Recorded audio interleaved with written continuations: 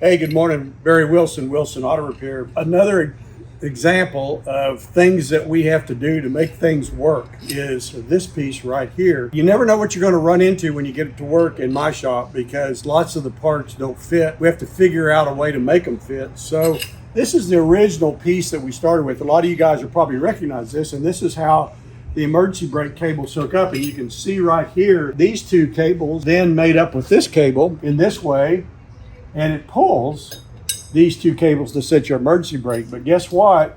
When you look at that and hook these up, this cable won't reach to here. So we had to think of a way to make this work where we could still adjust the cables. So I got a couple of sleeves right here and welded them onto this piece, and then got some all thread and put it here, and then got a piece of angle iron and put it here. And then on the mill, I cut this slot right here so this cable would fit in here like this and then center up on this. These are a couple of washers here, so they'll catch onto this knob that has a little bit of a taper on it.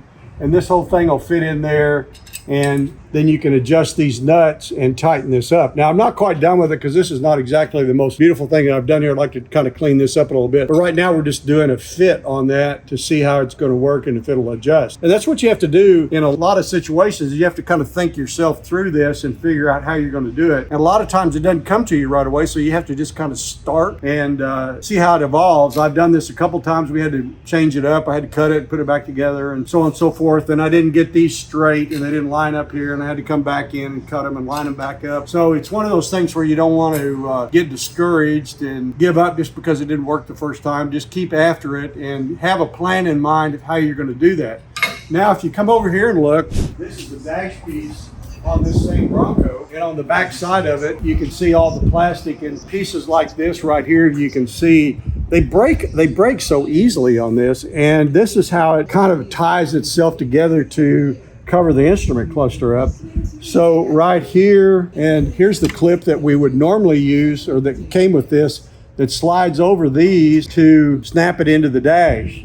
They're 1/4 inch, and I got this just a little bit small, but I'm going to tighten these clips up because if you get them too tight, then they won't come off. And so this pops in, and then the dash pops over that. And I had to make one here and here and here, and I just got a piece of 1/4 inch round stock and put it in the lathe and turned it down, and it actually, the size that it needed to go into here was a 0.137.